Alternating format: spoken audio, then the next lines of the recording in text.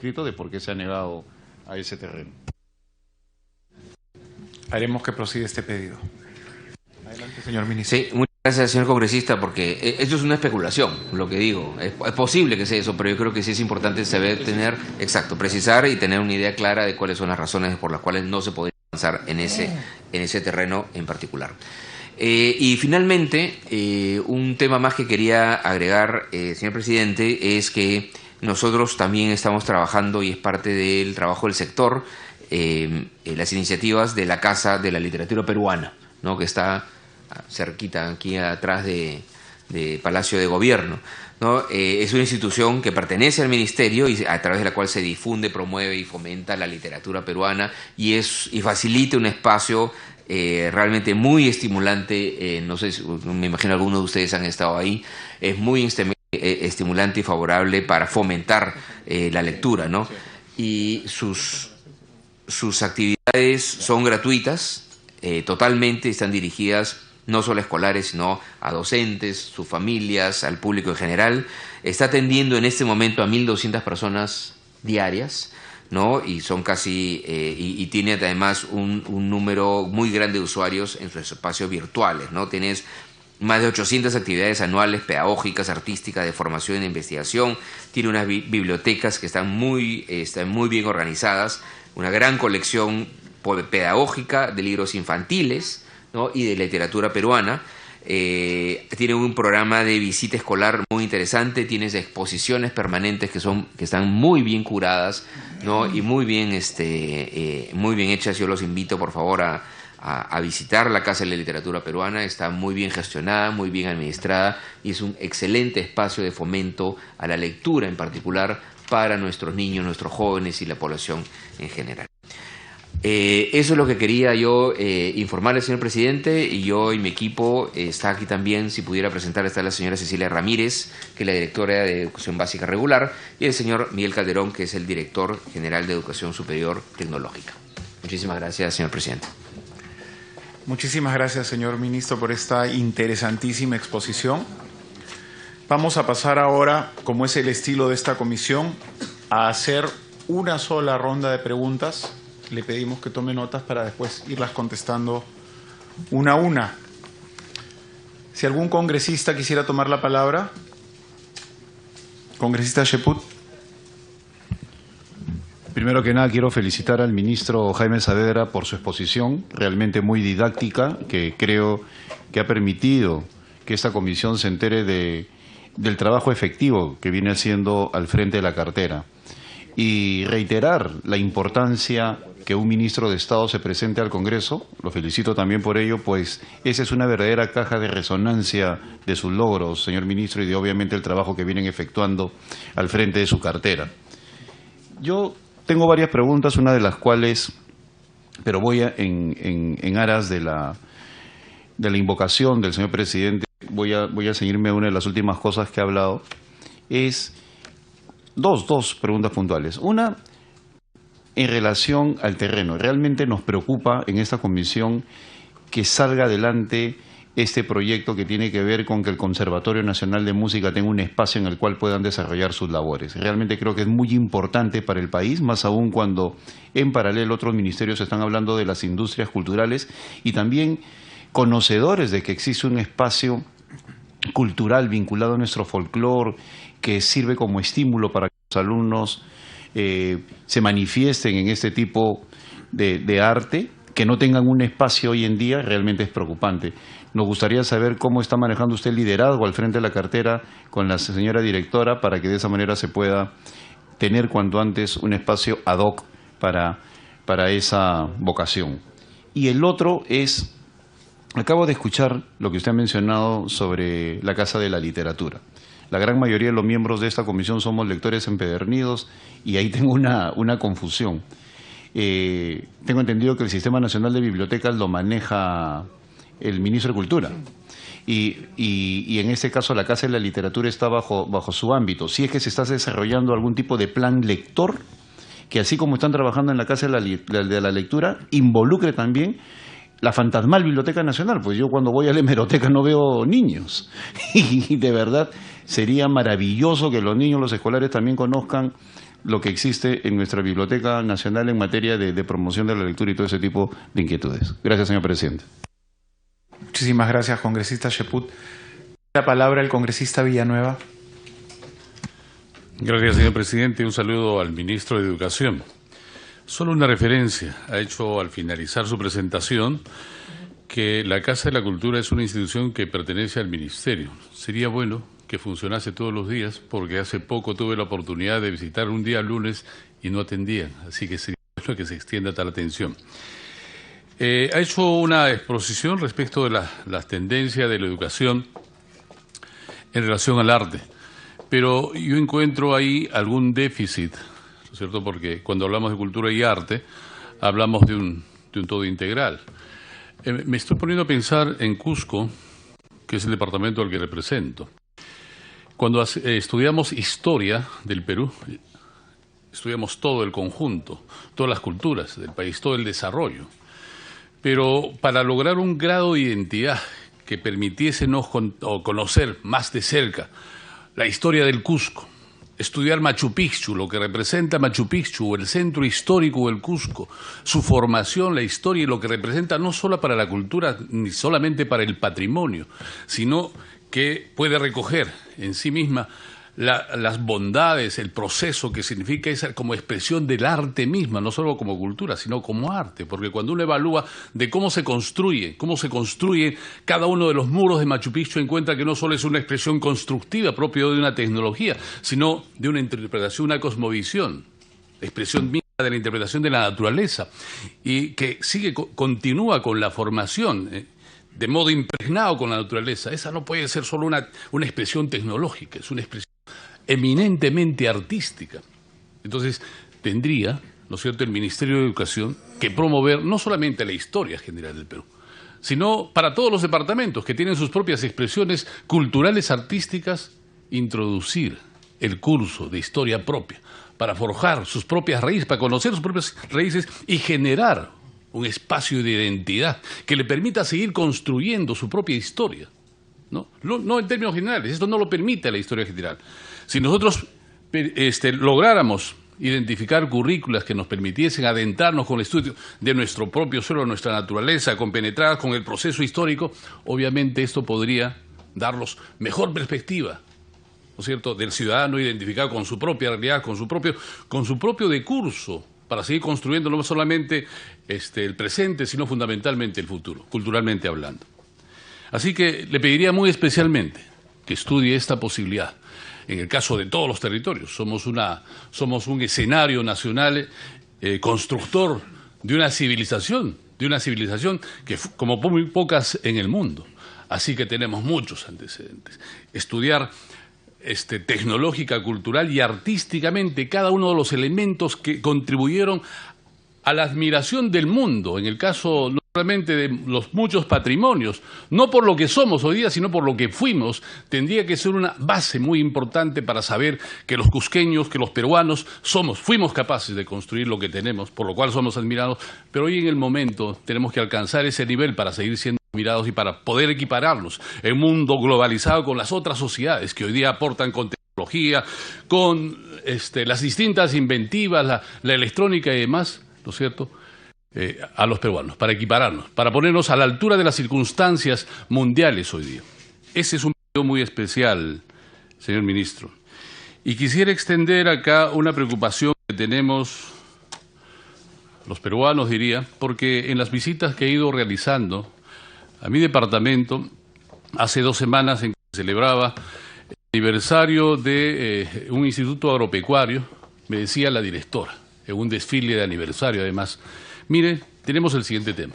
La jornada educativa completa se extendió hasta las 3, pero nosotros tenemos casi las características de un ámbito rural y los niños no tienen capacidad para traerse el fiambre y entonces esta extensión de horas de la jornada electoral resulta siendo tortuosa. Y claro, si no tienen con qué alimentarse, con qué proteína, extender las posibilidades de atención, las horas, obviamente. Le ruego, señor ministro, pueda prever la posibilidad de que esta jornada, que tiene los mejores propósitos, estoy seguro, pueda ser complementada con esta necesidad acusada por esta profesora del instituto. Por ahora serían mis intervenciones. Y respecto de la Escuela Superior de Arte, ¿no es cierto? Ha mencionado 4 escuelas a las cuales está brindando la atención correspondiente. Una de ellas es la Diego Quispetito, que está en Cusco, que tiene todas las condiciones para funcionar como universidad. Me parece muy bien que a las escuelas de formación de arte se les dé la capacidad, además equiparada con esta nueva ley universitaria que ha establecido escuelas profesionales de distintas especialidades para las universidades. La Escuela Superior de Arte, la Escuela de Arte y Patrimonio, ¿no es cierto?, en el caso de Cusco, sería una cuestión muy importante, porque, a través suyo, señor presidente, en los 80s tuvimos la posibilidad de internacionalmente organizar nosotros una escuela de formación patrimonial, fundamentalmente dirigida a profesionales vinculados a la forja del patrimonio, a la preservación y forja del patrimonio. Esa generación de estudiantes, hecha a nivel latinoamericano, en el caso de Cusco, dio la posibilidad de formar profesionales que se encargaron de recuperar y promover una cultura de preservación que no ha tenido equiparidad después de los 80s. La dejamos. Entonces, el tema cultural, el tema artístico, el tema cultural de la historia, ¿no es cierto?, ligada a la posibilidad de formar profesionales encargados no solo de arte, sino también de patrimonio, de su preservación, de su promoción, sería algo también que nosotros, particularmente los cusqueños y los peruanos, apreciaríamos desde la gestión suya. Tiene la palabra el congresista Dammer. Señor presidente, señor ministro, creo que este tema que está en agenda de la comisión, que venga el ministro a exponer sobre el punto, me parece que es muy importante, que es crucial, porque hay muchos vacíos, muchas palabras que dicen y no dicen determinadas políticas, y existen necesidades y urgencias que tienen que ser atendidas. Me parece que el ministro en su exposición enfoca los temas, pero sería bueno, a partir de esa exposición y a partir de las propuestas que existen, desarrollar más específicamente en términos legales. Yo he trabajado con los estudiantes y algunos directores de las escuelas de artes un proyecto de ley que está ya en trámite en la comisión, que lo alcanzo al ministro y al presidente de la comisión, que tiene que ver con un tema específico. Hay 2 cursos que se han planteado, pero esos 2 cursos son cursos que son educación cívica, educación artística, en un marco donde se está fortaleciendo al mismo tiempo la educación física del cuerpo y se está fortaleciendo algunas educaciones tecnológicas. En la nación, ¿qué cosa es? No está la nación casi en el contexto de la política planteada expresamente, está implícitamente. La nación es un plebiscito de todos los días, y la mejor manera que hay ese plebiscito es que los símbolos, las tradiciones, las convicciones de identidad de esa nación estén transmitidas, que estén organizadas, estén regularizadas y creadas constantemente vía la escuela pública. El principal instrumento que tiene el Estado para eso es la escuela pública. Si el Estado no lo hace, ocurre lo que vemos, que le preguntan a algunos estudiantes en televisión de quién es esta foto, le presentan a un César Vallejo con la mano acá y dicen, ese es un filósofo. ¿Por qué? Porque no saben. No existe en el país. El gran educador de esos símbolos, de esos valores, de esas tradiciones en el Perú, es la televisión. Lamentablemente, en realidad es así, porque la escuela pública ha difuminado, está muy enredado, está muy disperso, y el ministerio ha planteado concentrar algunos temas claves. Está concentrando educación física, está concentrando inglés, lo cual no está mal, está bien, pero al concentrar en educación cívica y en artes, la palabra nación no está, y debería estar como eje central, porque si bien hay que tener el acceso y la formación y la sensibilidad en la educación artística general universal, porque todos somos seres humanos de universalidad, también tenemos una base nacional clave y decisiva. Esto me lleva a plantear, por ejemplo, que deberían complementarse en la propia currículum de esos cursos. Y el curso de educación cívica debería ser educación cívica e identidad nacional, de tal manera que haya un propósito de la educación cívica.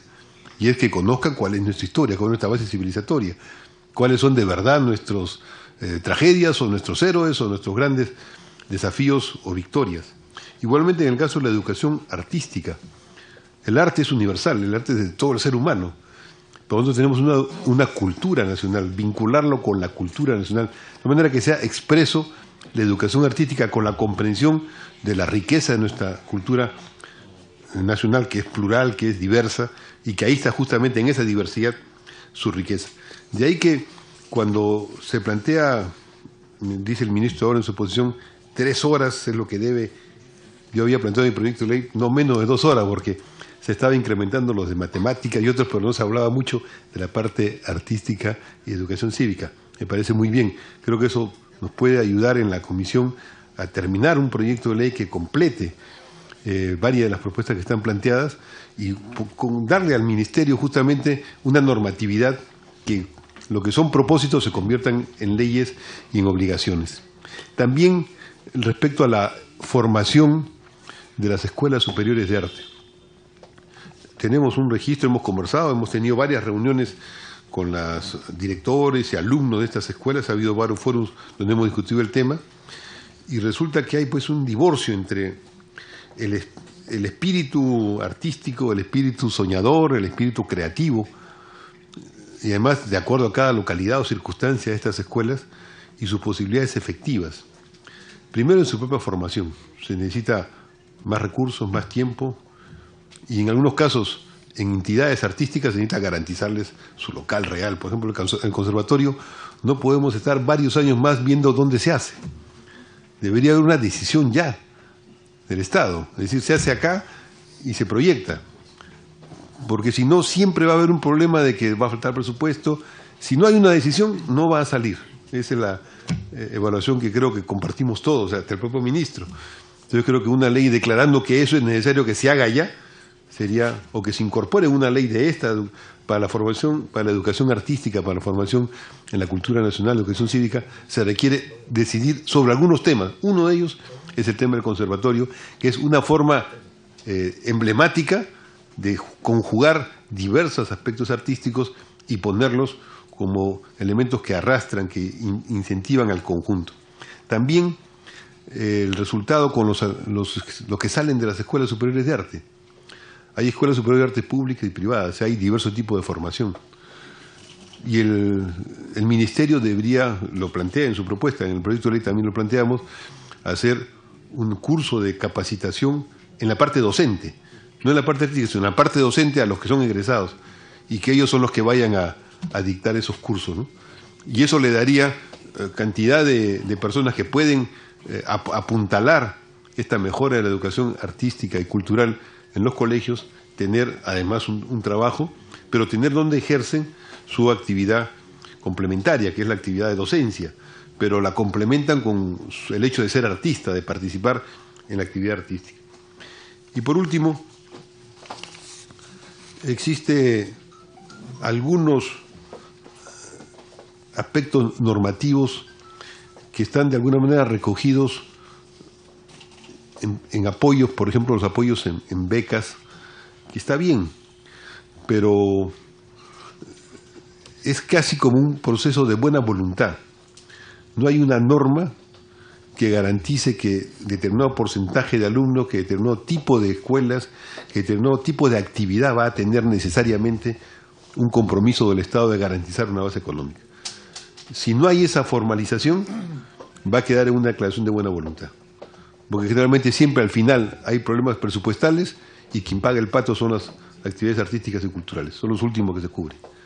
Entonces creo que debería hacerse más explícitamente una indicación de que el Estado tiene la obligación, para que haya un pueblo que tenga conciencia cívica y cultural integrada, para que haya un pueblo que desarrolle su riqueza artística y pluricultural, que comprometa recursos efectivos en determinadas entidades, en ciertas instituciones y en preparación y formación de algunos. No sé si eso debería incluir también, esto lo dejo en el aire, que la televisión es el gran medio educativo.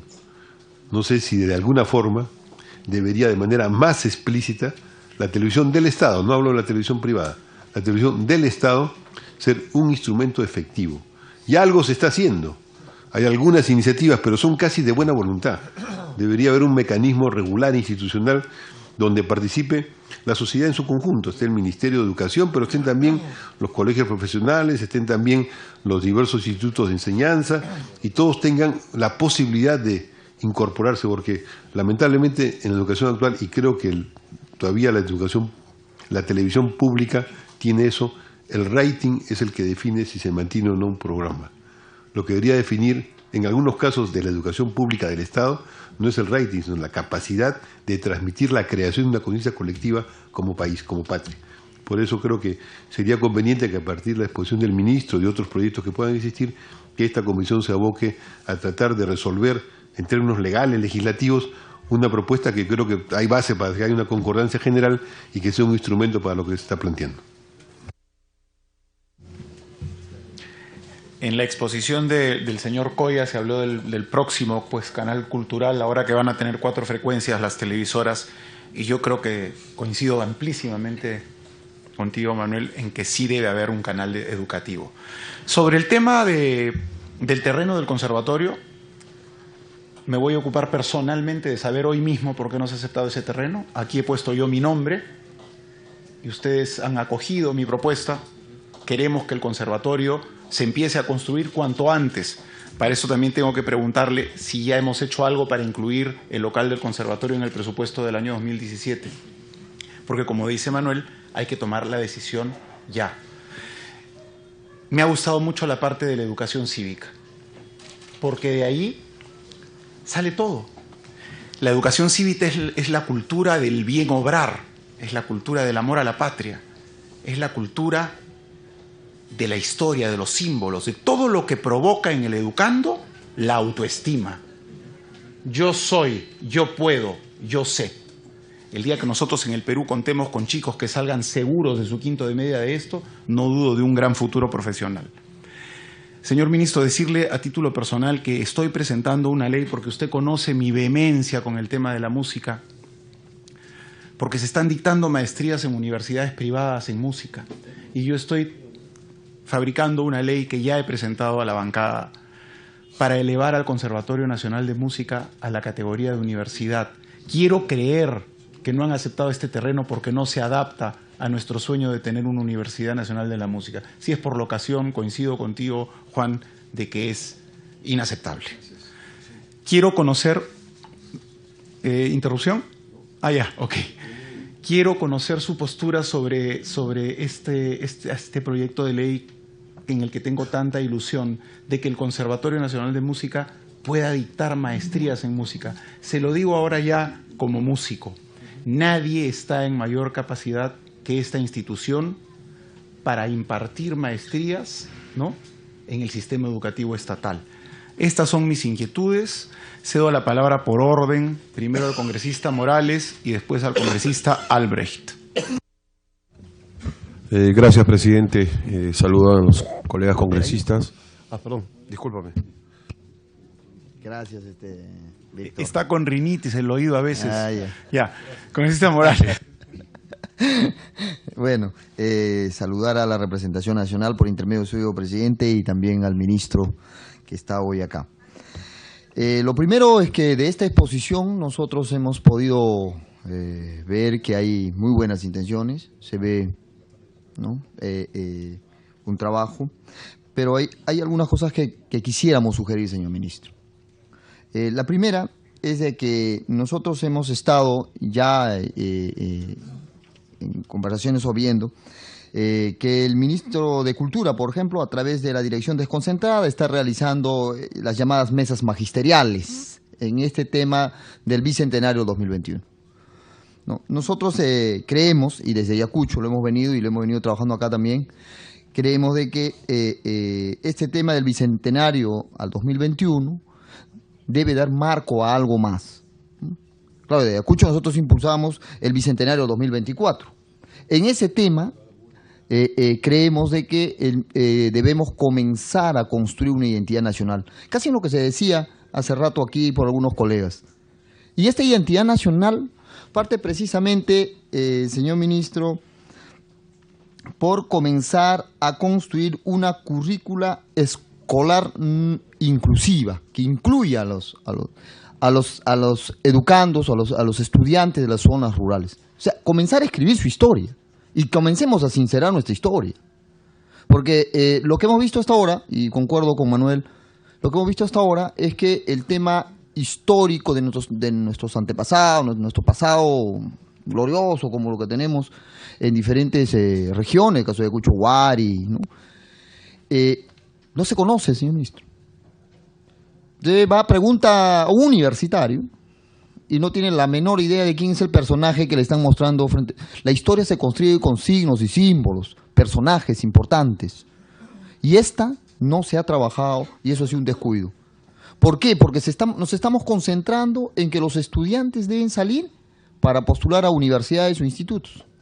Entonces hay una suerte de una memoria que tienen que tener de datos y nombres y fechas, y no empiezan a construir una identidad nacional. Entonces, ¿qué planteamos nosotros?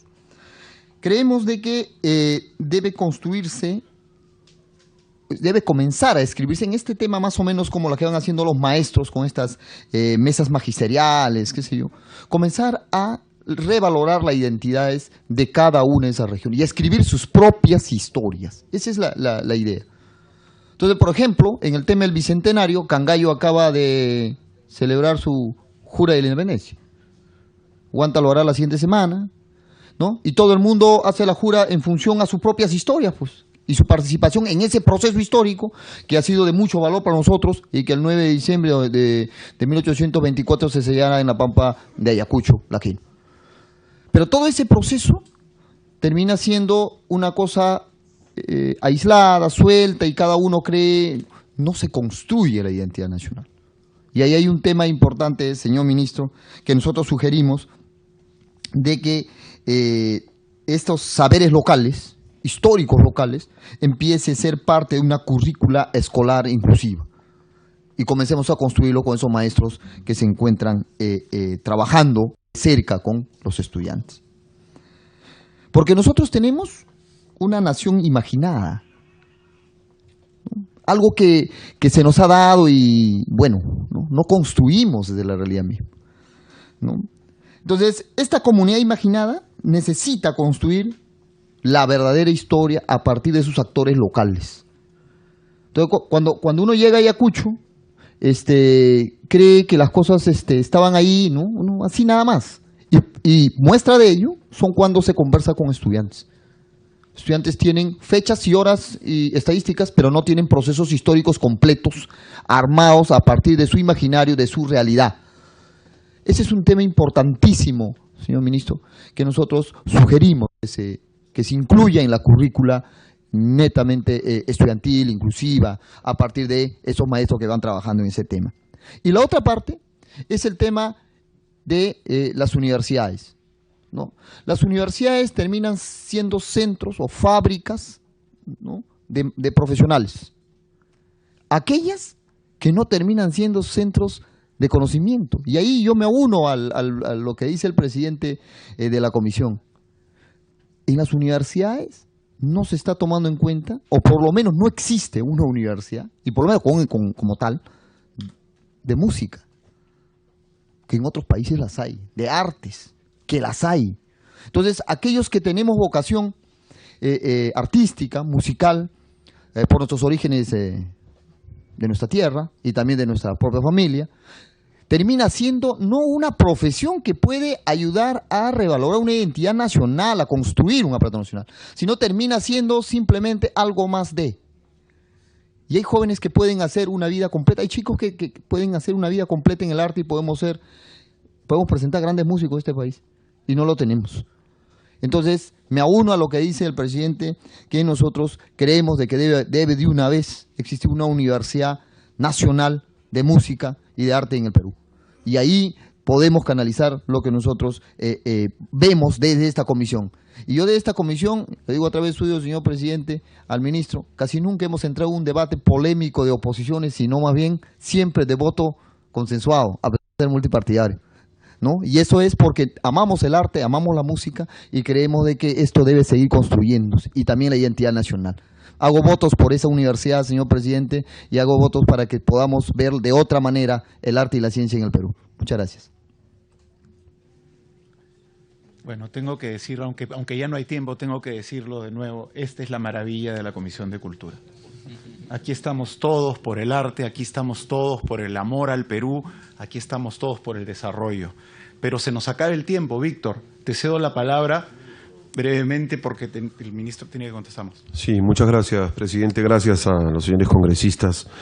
Recordando el CADE educativo en Miraflores y la exposición que tuvo el señor ministro en esa oportunidad, un poco plasmar la necesidad de que la currícula educativa sea de acuerdo a las necesidades y exigencias de las demandas laborales, educativas, que tiene cada una de nuestras regiones. Pongo como ejemplo la región del Callao, que tiene una universidad nacional y un solo instituto tecnológico, en las cuales, si somos acuciosos y revisamos la currícula educativa, no encuentra usted absolutamente nada ligado a la actividad portuaria, a la actividad de exportación que es tan necesario, recordando que el Callao concentra más allá del 70% de la actividad comercial portuaria en nuestro país. Ese día escuché con detenimiento la exposición y íbamos a aterrizar esa iniciativa en las diferentes regiones de nuestro país. Lo mismo, la necesidad de la acreditación de los institutos superiores con las universidades públicas y privadas para que el joven egresado de las instituciones educativas o institutos superiores puedan ser competitivos en este mundo global donde el conocimiento y la información nos hace grandes, ¿no? Como nación, como persona, como sociedad. Es necesario también plantear y ser reales.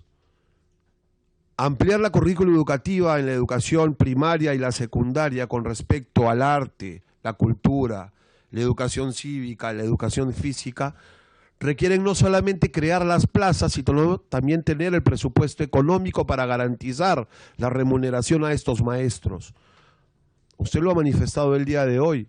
En el caso de la educación cívica existían plazas, pero no el personal humano, o artística o en educación física, porque si usted va de la educación física, hay profesores de educación física que no son profesores de educación física, que no salen de la normal o de la universidad, son profesores de matemáticas o de lenguaje que hacen a su vez las clases de educación física. Entonces tenemos que empoderar al maestro y darle al alumno la posibilidad de tener al maestro que enseñe el curso y la materia que él ha sido formado. Porque si no, estamos buscando maestros de manera empírica para solucionar los problemas de inmediatos, pero no en un futuro. Entonces mi interrogante es, ¿cuántas plazas se requieren para tener estos maestros de educación artística y de cultura? ¿Cuánto le demanda al Estado el incremento del presupuesto de vuestro sector? Que también ese día escuchamos, hay un incremento que va de manera paulatina subiendo y que es necesario. Hablábamos que en América Latina creo teníamos el presupuesto más bajo en educación. Si nos apasiona a todos los congresistas un tema que nos convoca, dejando a un lado los tintes y los colores políticos, porque es un tema fundamental, la educación y el desarrollo de nuestra sociedad va a garantizar la grandeza de nuestro país. Hace un rato el congresista Dahmer tocaba al inmortal, al universal César Vallejo, ¿no? Que nos decía, hay hermanos muchísimo que hacer, y hay muchísimo que hacer en la educación, pero hay que tener la visión de un gobierno, de una gestión pública que tenga, más allá de los ministros, políticas públicas en educación, para lograr definitivamente revertir los índices en comprensión lectora, en matemáticas. Esa es la idea. Lo que necesitamos saber es que si existe decisión para incrementar y dotar del presupuesto económico para poder ampliar plazas. Si no, estamos jugando a lo mismo, a retórica y palabras, a grandes discursos de oratoria. Lo que necesitamos es aterrizar y que la educación pues sea la prioridad del gobierno para elevar los índices de calidad de vida. Porque con educación, lo decía Bolívar, ¿no? Con educación logramos revertir los grados de inseguridad. Imagínense desde esa época. Entonces, simplemente apoyar la gestión. Estamos a disposición, como lo ha dicho el presidente, todos tenemos una sola idea: forjar y trabajar en beneficio de la educación en mi país, y que se desarrollen las políticas públicas que se manifestaron en el CADE educativo, porque creo que es la única manera de transformar la educación. Muchas gracias, presidente, y gracias, señor ministro. Gracias, Víctor. Bueno, en el tema de profesores de arte, aquí está el secreto: certificación pedagógica de artistas según ley del artista. Necesitamos estos puestos de trabajo para los artistas. Lo hago público este pedido porque es la solución y además es una maravilla para el sector artístico. Señor ministro, buena suerte. Tiene usted 15 minutos para contestar todas las preguntas. Ha sido un placer tenerlo aquí. Tiene usted la palabra. Por su intermedio, señor presidente, quisiera en primer lugar darle la palabra al señor viceministro Runategui y luego yo complemento. Adelante con eso. Muchas gracias. Voy a ser bastante breve. Han habido varias referencias a los temas de educación cívica y consideramos que es crucial. Si notan en la diapositiva que revela el perfil del egresado de la educación básica, hay muchas referencias muy explícitas con relación a la importancia que le damos a la autoestima que necesitamos en nuestros egresados y a la identificación con la cultura, con los saberes locales y con la historia del país. Esto tal vez luego podamos complementarlo para que haya mayor conocimiento de cómo aterriza luego en los programas curriculares. Yo no puedo sino aunarme en esta necesidad que tenemos de contar con profesores especializados. Y profesores especializados, y hemos planteado aquí una ruta diversa que atiende problemas de muy corto plazo, que pueden implicar certificaciones pedagógicas o complementación académica, y temas de mucho más largo plazo de potenciar la formación inicial. Es bien importante que nosotros demos señales muy pronto. Existen en algunos casos en regiones, se sigue formando profesores, por ejemplo, en educación primaria, cuando necesitamos más bien en secundaria y en algunas áreas específicas que han venido desarrollándose a lo largo de los últimos años. Cuando uno ve, por ejemplo, el número de postulantes a la carrera de educación física en la Universidad de San Marcos en los últimos años, eso ha explotado. Y eso es señal de que nosotros estamos potenciando ese desarrollo disciplinar. Lo mismo esperamos dar la señal para que hayan más chicos que empiecen a estudiar desde la formación inicial docente la carrera de educación artística. Con relación a la posibilidad de que el Conservatorio de Maestrías, aquí el proyecto de ley de escuelas de arte que se deriva de la ley de institutos puede plantear que ofrezcan maestrías y doctorados arte que se deriva de la ley de institutos, puede plantear que ofrezcan maestrías y doctorados bajo licenciatura de la SUNEDU. Entonces, esto no solamente resolvería el tema para el conservatorio, sino para otras escuelas de arte. Entonces, ahí podemos atender un tema mucho más grande a partir de ese proyecto de ley de escuelas de arte. Y habría que tomar en cuenta que si se convirtiera en universidad hay un impedimento legal de crear universidades hasta el 2017. Entonces, tal vez podemos atender de manera no solamente específica el tema del Conservatorio de Música, sino mucho más integralmente otras escuelas de arte a partir de la ley que tenemos que sacar de escuelas de arte derivada de la ley de institutos. Y finalmente, dos temas muy pequeñitos. Se hizo referencia a la Casa de la Literatura y a sus horarios. Atiende de martes a domingo de 10 a 7 de la noche. Hay una agenda diaria y tenemos un programa bastante nutrido, no solamente como muestra regular, sino también apuntando al Bicentenario. Yo solamente quería hacer mención de algunos temas, por ejemplo, la colección de Historia de las Literaturas del Perú o la colección del Bicentenario, que lo que busca es precisamente contextualizar la noción de nación. Y ahí hemos publicado ya 3 títulos, incluyendo Tradiciones Cusqueñas de Clorinda Mato de Turner. Entonces, hay un programa y una agenda bastante nutrida de la Casa de la Literatura que está vigente.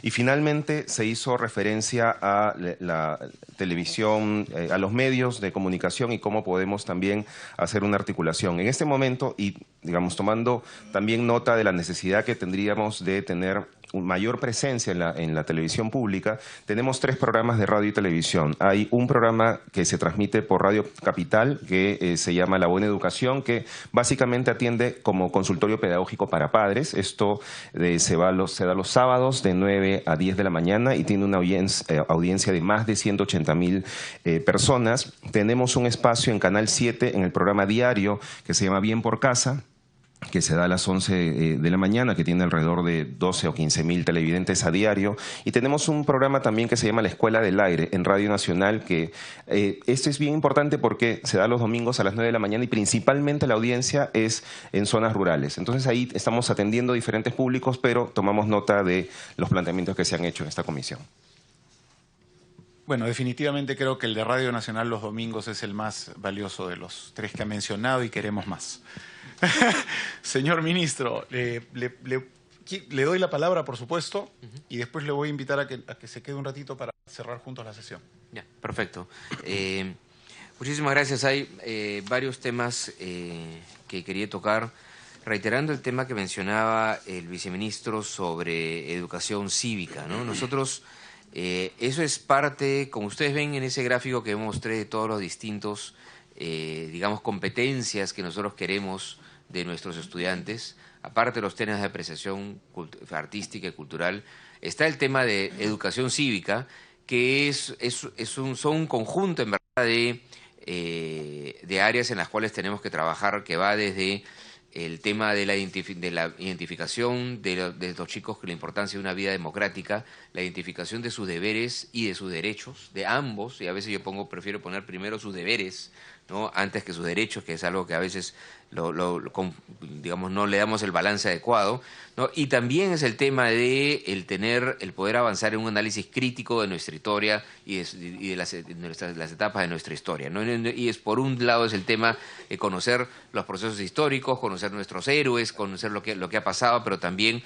poder tener un análisis crítico y una contextualización de por qué se dieron las cosas como se dieron, ¿no?, a lo largo de nuestra historia. Entonces ahí hay un trabajo, en verdad, como ustedes mismos han planteado, que en realidad el trabajo de lograr estas competencias a veces es difícil enmarcarlo en cursos específicos, ¿no? El trabajo, por ejemplo, y como lo planteaba muy bien el congresista Villanueva, el poder entender de manera clara cómo, por ejemplo, como Machu Picchu no es una expresión tecnológica, ¿no?, sino es una expresión artística también, ¿no?, y de como visión del mundo en ese momento.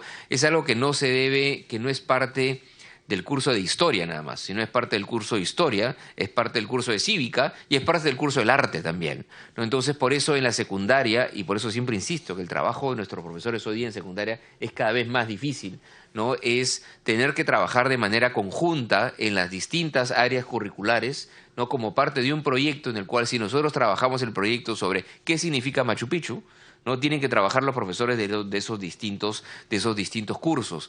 Por eso insisto y regreso a mi tema inicial de la importancia del trabajo del director en la escuela, ¿no? El director en la escuela justamente es el que tiene que guiar ese trabajo coordinado, ¿no?, de nuestros profesores a través de proyectos de tal manera que se pueda tener una formación realmente integral, ¿no? Y eso no es fácil, ¿no? Eso es un área de trabajo de una mejor organización de nuestra escuela, en la cual yo diría que recién estamos empezando, ¿no? Porque nosotros no le hemos dado el peso al trabajo del director como líder pedagógico para poder justamente hacer este tipo de formación integral. Recién lo estamos empezando. Recién nosotros estamos para empezar seleccionando personas que puedan, digamos, educadores, que puedan llevar a cabo este trabajo de formación de director, y lo estamos capacitando a ese director como un líder pedagógico. Eso es algo que no hemos hecho en el pasado y recién estamos empezando, y como ustedes plantean aquí, es crítico.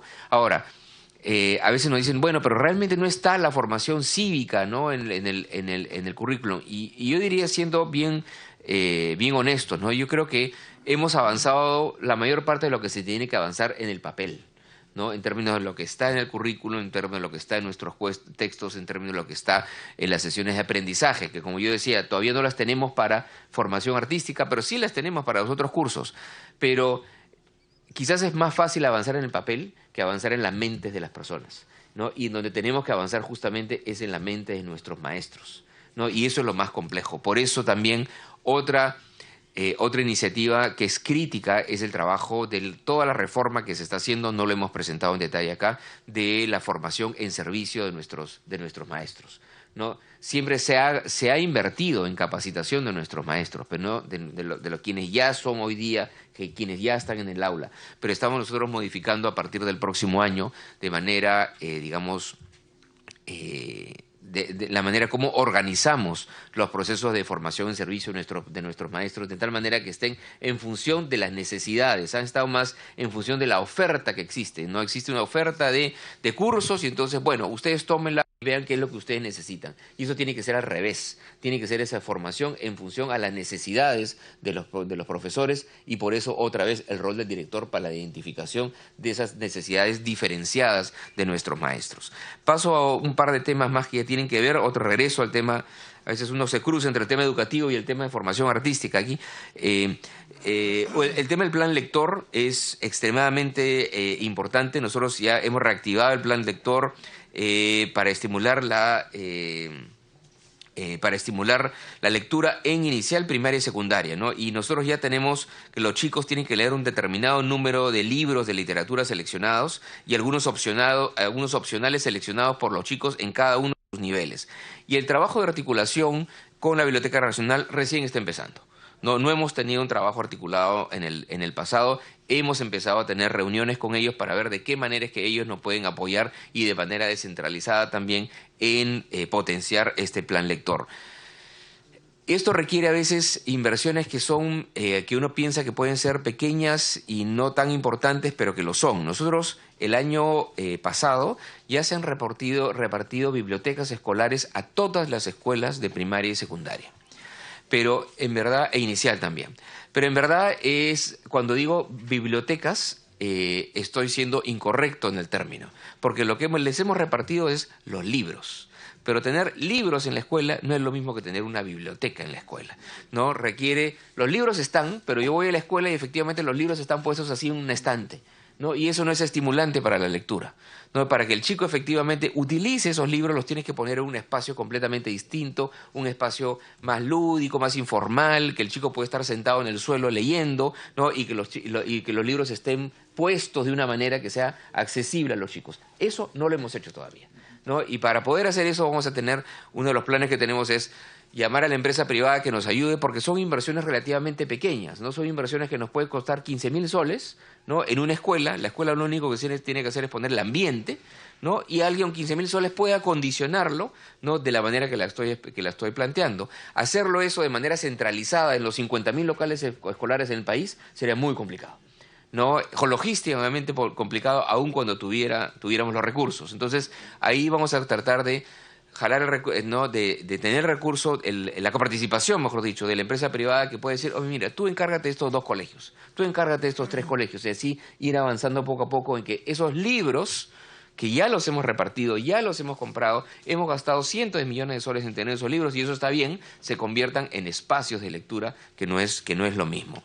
El otro tema que quería mencionar era concretamente el tema de lo planteó ya el viceministro, ¿no? Nosotros, ¿no? La propuesta que usted está haciendo, hay que trabajarla, pero nos parece bien de que yo he estado en el conservatorio, efectivamente ellos, digamos, el nivel que tiene nuestro conservatorio, ¿no? Sí da para que sea una institución que efectivamente pueda dar ¿no? estudios de posgrado, ¿no? Hay que trabajarlo de manera adecuada con la SUNEDU, pero para eso cuenta con todo nuestro apoyo. Hacer explícito el tema de becas, que cuánto tiene que ir a arte, eso tendría que ver cuál es la norma que se necesita, ¿no? Pero sí existe, digamos, todo el interés de nosotros, ¿no? De reasignar, ¿no? Los presupuestos que tenemos ahora de tal manera que más de esos becarios puedan ir a formación artística. No tenemos ahorita previsto, dado el tema presupuestal, un incremento, por ejemplo, del presupuesto de Pronavec para el próximo año. No lo tenemos, no va a incrementarse ese presupuesto, ¿no? Los nuevos espacios de becas hay porque hay chicos que ya acaban sus estudios. Entonces es un flujo de gente, chicos acaban sus estudios, entonces se abre un espacio para nuevos becarios. Pero sí es nuestro interés trabajar con las instituciones nacionales e internacionales para lograr mejores condiciones, ¿no? Estuvimos nosotros en Londres hace algunas semanas viendo el tema de los panamericanos, pero viendo también el apoyo del gobierno británico a distintas iniciativas educativas, unos el tema curricular, otros el tema de formación de maestros de inglés y otro, aquí era el tema de nosotros tenemos becarios que están yendo a universidades británicas. Queremos hacer un acuerdo con ellos de tal manera, nosotros le damos mayor predecibilidad, pero que ellos nos den mejores precios, ¿no? Entonces, estamos haciendo ese trabajo con instituciones internacionales, lo queremos hacer con instituciones nacionales también, de tal manera que podamos lograr más becarios por el mismo presupuesto, digamos, ¿no? Es un trabajo que vamos a tener en el cual vamos a tener que incidir, porque además también queremos darle mayores recursos de becas que van a becarios en universidades públicas. Yo estoy obviamente de acuerdo con lo que mencionaba el congresista Albrecht en términos de recursos. Solamente para dar un ejemplo, el presupuesto, gruesamente el presupuesto está aumentando en el próximo año en 1.200 millones de soles, entre el 2016 y el presupuesto del 2017. Todos esos 1.200 millones de soles, todos, ¿ya? Y un poco más, se está yendo a mejoras salariales de los docentes, ¿no? Lo cual tiene de bueno y tiene de malo. Tiene de bueno que efectivamente nuestros docentes están muy retrasados en sus salarios. Incluye también ampliación de plazas ahí, ¿no? Donde se tiene que incluir parte de esas plazas a educación artística. No las 8.500 que estaba mencionando, eso se va a dar a lo largo de los próximos años. Pero todos esos recursos están yendo a salarios docentes. Lo bueno es que es una inversión absolutamente esencial. Los salarios de nuestros docentes están muy rezagados respecto de otros profesionales en el Perú y respecto de sus pares en América Latina. Pero lamentablemente eso nos reduce el presupuesto de inversión, ¿no? Que es un problema, ¿no? Pero aún siendo eso cierto, sí, ¿no? Es un compromiso de nosotros ver la manera cómo vamos a poder tratar de avanzar, ¿no? En el tema del conservatorio o de las otras locaciones que estábamos, de las otras escuelas que estábamos mencionando, ¿no? Alguien nos mencionó obras por impuestos. Sí, obras por impuestos ayuda, pero igual es presupuesto público, ¿no? Lo que hace obras por impuestos es que la empresa, el financiador pone los recursos hoy día, pero después se va a cobrar con menores impuestos de aquí a un año. Entonces, para el MEF, finalmente, bueno, es una cuestión temporal nada más, pero sí es nuestro compromiso tratar de encontrar una solución a ese tema. Y bueno, finalmente, y eso lo tenemos que seguir trabajando, congresista presidente, congresista Petrosi, ¿no? Porque sí nuestro compromiso avanzar en el tema de la ley de escuelas superiores de artes, ¿no? En el tema de la posibilidad de avanzar en darle ya, digamos, las características de universidad, ¿no? Eso, otra vez, todo tiene de bueno y de malo. Va a poder dar títulos, pero va a tener que cumplir con las condiciones básicas de calidad que ahora estamos planteando a través de la superintendencia, ¿no? Entonces eso va a requerir un esfuerzo por parte del conservatorio también, ¿no? Y también avanzar el tema de los expedientes técnicos y de ver cuál sería la ruta de financiamiento, ¿no? De infraestructura, ¿no? Es algo que nos